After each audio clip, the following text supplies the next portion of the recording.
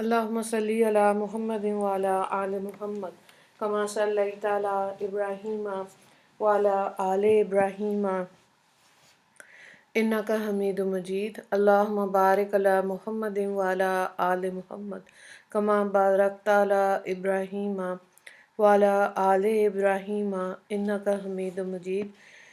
رب اشرح لی صدری ویسر لی امری واحلل عقدۃ من لسانی یفقہوا قولی۔ ربنا زدنا علما یا مقلب القلوب ثبت قلبی علی دینک، آمین۔ دین کا علم حاصل کرنے کی سنتیں آج ہم دیکھیں گے، درس نمبر 13 ہے اسی سلسلے میں اگلا درس۔ سب سے پہلے دیکھیں، چھوٹے بچے کا جو حافظہ ہوتا ہے، یہ جب سبق یاد کرتا ہے بالکل اس کا سبق پتھر پر نشانی کی طرح ہوتا ہے، یعنی کہ بڑا اچھی طرح سے یاد کر سکتا ہے۔ تو 9 سال سے چھوٹی عمر کے جو بچے ہوتے ہیں ان کو اپنی چیزیں یاد رہتی ہیں۔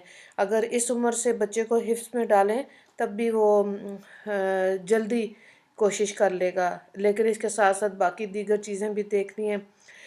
پھر آپ دیکھیں، اچھا سوال کرنا آدھا علم قرار دیا گیا، اور یہ فرمایا کہ علماء سے پوچھا کرو، علماء سے دوستی رکھو اور بڑوں کی ہم نشینی اختیار کرو، یعنی وہ لوگ جنہوں نے دین حاصل کیا ہے، ایسے لوگوں میں اٹھنا بیٹھنا چاہیے تاکہ ان لوگوں سے پوچھ کر علم اپنی زندگیاں گزاری جائیں۔ اور بچوں میں سے بھی، بچیوں کو بھی اور لڑکوں کو بھی دین کا علم حاصل کرنے کے لیے کم از کم ایک بچہ باقاعدہ قرآن حدیث فقہ کی تعلیم کو حاصل کرے۔ اسی طرح خواتین میں بھی خاندان میں ایک بچی کو یہ تعلیم ضرور دلوائیں تاکہ باقی جو نہیں حاصل کر رہے وہ اس سے پوچھ کے اپنی زندگیاں گزار سکیں۔ علم حاصل کرنے کے لیے سکینت، وقار یہ بہت ضروری ہے۔ نرمی سے سیکھنا اور سکھانا چاہیے تاکہ بات اثر کرے، دل پر اثر کرے، عمل کا شوق آئے۔ پھر علم کی مجلس میں قریب بیٹھنا چاہیے، جیسے اصحاب صفہ کے چبوترے پر صحابہ کرام ساتھ ساتھ بیٹھتے تھے اور غور سے نبی کریم صلی اللہ علیہ وآلہ وسلم کی بات کو سنتے تھے۔ دین کا علم حاصل کرنے کے لیے بہت ضروری ہے کہ انسان باوضو رہے، اس کی جسمانی صفائی، لباس کی صفائی وہ بھی ضروری ہے۔ آپ صلی اللہ علیہ وآلہ وسلم نے فرمایا، علم سکھاؤ اور اعتراض مت کرو، بے شک علم اعتراض سے بہتر ہے، اور علم کو قلم کے ذریعے لکھ کر محفوظ کرو، یعنی قیامت کے دن سیاہی جو ہے وہ بھی ناپی جائے گی۔ تو جو چیز دیکھیں، جو لوگ لکھ کے یاد کرتے ہیں ان کو دیر تک وہ چیز یاد رہتی ہے، بلکہ ہمیشہ ہی یاد رہتی ہے۔ یہ لکھنے کا اعجاز ہے جس سے ذہن میں برکت ہو جاتی ہے۔ ایک دفعہ آپ صلی اللہ علیہ وآلہ وسلم نماز کے لیے نکلے، ایک اعرابی نے مسئلہ پوچھا۔ اعرابی یعنی کہ دیہات گاؤں میں رہنے والے لوگوں کو کہتے تھے۔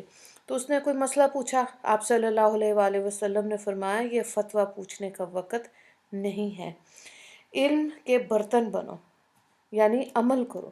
صرف روایت کرنے والے بے علم ہوتے ہیں۔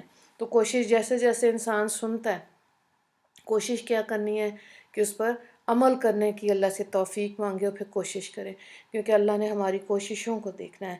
علم حاصل کرو، جس سے علم حاصل کرتے اس کا احترام بھی کرو، اور جس کو سکھا رہے ان کا بھی احترام کرو۔ علم صبح سویرے سیکھنا چاہیے کیونکہ یہ وقت برکت والا ہوتا ہے، اور اس وقت میں جو چیز انسان یاد کرتا ہے وہ اس کو ہمیشہ یاد رہتی ہے۔ خطبے میں اما بعد کا لفظ سب سے پہلے حضرت داؤد علیہ السلام نے استعمال کیا تھا، جو کہ سنت عمل ہے۔ قرآن پاک کے بھی آداب میں دیکھیں، مسواک کرنے سے قرآن پاک جلدی یاد ہوتا ہے، اس کے تجوید اور مسواک کے تو خیر بہت زیادہ فائدے مسواک سے ادا کی گئی نماز جو ہوتی ہے وہ بھی کس درجے فضیلت والی ہوتی ہے۔ تو کوشش کریں کہ مسواک کرنے کے بعد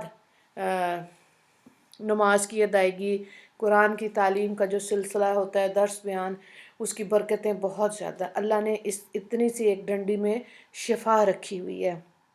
تو جہاں کہیں ہمارے ٹوتھ برش پڑے ہوتے ہیں دانتوں کو صاف کرنے والے، وہاں پہ مسواک بھی رکھیں تاکہ تھوڑی دیر اس کو استعمال کریں۔ اس سے انسان کی یادداشت اچھی ہوتی ہے، اور انسان کی بینائی اچھی ہوتی ہے، اور اس کو پیٹ کے امراض نہیں ہوتے، اور منہ سے بدبو نہیں آتی، اور اس لیے مسواک کا استعمال کرنا چاہیے۔ مسواک کا استعمال جو ہے وہ روزے کے دوران بھی کر سکتے ہیں۔ پھر تلاوت کرتے وقت ایسی آیات آ جائیں جہاں پر رونا چاہیے وہاں رونا چاہیے، جہاں سخت بات آتی ہے اور اگر نہیں رونا آ رہا تو رونے کی شکل بنانا سنت عمل ہے۔ خوبصورت آواز کے ساتھ تلاوت کرنا سنت ہے۔ قرآن پاک بغیر وضو کے اس کو ہاتھ نہیں لگانا چاہیے، وضو کر کے اس کو پڑھنا چاہیے۔ سفید کپڑوں میں قاری قرآن زیادہ پسندیدہ ہے۔ امام مالک نے اس کو موطا میں تحریر کیا۔ قرآن کریم دیکھ کر پڑھنا سنت عمل ہے۔ اسی طرح تلاوت اتنی اونچی آواز سے کرنا خلاف سنت ہے جس سے نمازیوں کی نماز میں خلل پڑے۔ تو صبح کے وقت بھی تھوڑا پڑھنا، شام کے وقت پڑھنا بہت فضیلت والی بات ہے، اور اللہ تعالیٰ ہمیں ہمارے بچوں کو، آنے والی نسلوں کو میں اللہ تعالیٰ عاشق قرآن، داعی قرآن، مفسر قرآن پیدا کرے انشاءاللہ، آمین۔ دل کی حاضری بھی بہت ضروری ہے تاکہ قرآن کا ترجمہ پڑھ کے اس کا مفہوم جو ہے وہ سمجھ آنے چاہیے۔ جلدی جلدی پڑھنے کا یہ بھی جائز نہیں ہے، جتنا ترتیل کے ساتھ پڑھنے کا حکم ہے، اور ترتیل کا مطلب ہے ٹھہر ٹھہر کر پڑھنا۔